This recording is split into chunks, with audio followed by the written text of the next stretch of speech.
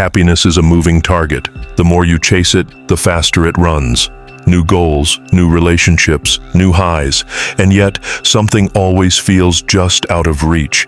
That's because happiness isn't something you find, it's something you stop chasing. The Stoics never spoke about happiness the way modern culture does. They didn't promise eternal joy or peak experiences. They promised equanimity, an inner steadiness that holds whether life is rising or collapsing. Seneca wrote, "True happiness is to enjoy the present without anxious dependence upon the future." That doesn't mean you stop aiming. It means you stop outsourcing your peace to outcomes you can't control. Promotions, praise, possessions. These are fine to pursue, but dangerous to depend on. The Stoic anchors his joy in virtue, not in victory. He doesn't wait to feel good. He acts well, regardless of results. This is where the modern man gets it wrong. He believes if he just fixes one more thing, then peace will come. But peace isn't postponed. It's practiced, through integrity, through self-discipline, through choosing what's right over what's easy, even when no one's watching. Most people treat happiness like a transaction. If I get this job, I'll be happy. If this person loves me, I'll feel whole. But every time they reach the next milestone, they feel a brief hit, and then the emptiness returns. That's because happiness rooted in circumstance is always fragile. One change, one loss, one rejection, and it collapses. The Stoic doesn't attach his fulfillment to the external. He ties it to his response to the external. Epictetus said, "Happiness and freedom begin with a clear understanding of one principle. Some things are within our control, and some are not." The man who lives this truth stops chasing illusions and starts cultivating strength. Fulfillment for the Stoic is a byproduct, not a goal. It flows from mastery of self, from alignment with values, from showing up with integrity in an unstable world. And it's quiet. It doesn't need to be shouted. It doesn't need permission. It's felt in the calm between storms. That's why the Stoic is often misunderstood. He's not always happy, but he's anchored. He doesn't need to look for meaning in every emotion. He finds meaning in every action.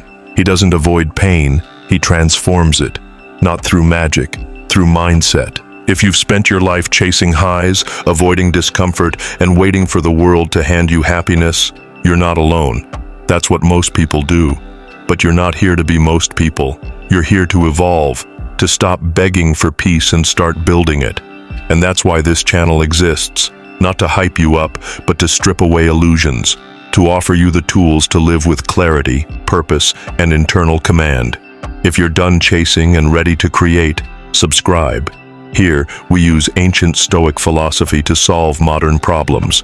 We take the chaos of life and distill it into quiet strength.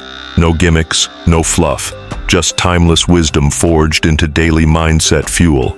Every video is a step toward mastery.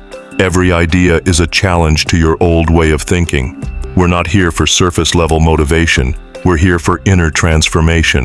So if you're serious about becoming unshakable, about trading dopamine for direction, join us. Because the Stoic doesn't chase happiness. He lives in a way that makes happiness irrelevant. The Stoic understands that fulfillment isn't flashy. It's not found in peak moments. It's found in the mundane. Doing your work with care, keeping your word, saying no when it's easier to say yes, waking up early, training your mind before you touch your phone. These acts may seem small, but stacked daily, they create an unshakable self. He doesn't need the world to validate him, because his life is the validation. His presence is proof. While others chase temporary highs, the Stoic returns again and again to the disciplines that make his mind resilient. He's not seduced by quick rewards. He's committed to quiet excellence. And here's the twist. The man who stops chasing happiness ends up experiencing something deeper. Contentment. Not because life is perfect, but because he is aligned.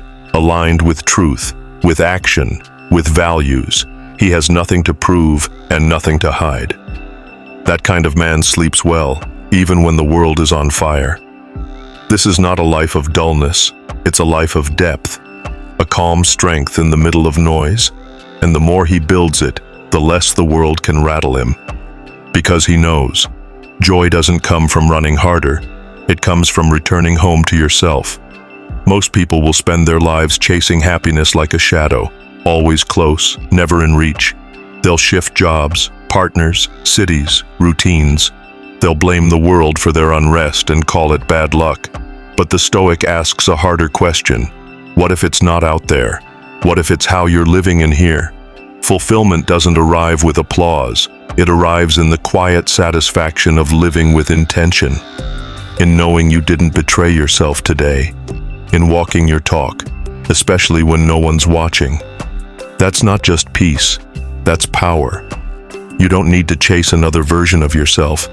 You need to uncover the one that's been buried beneath distraction, fear, and noise. And that takes courage. Not to feel more, but to expect less and still give your all. So now ask yourself, if you stopped chasing happiness, what would you finally have space to build?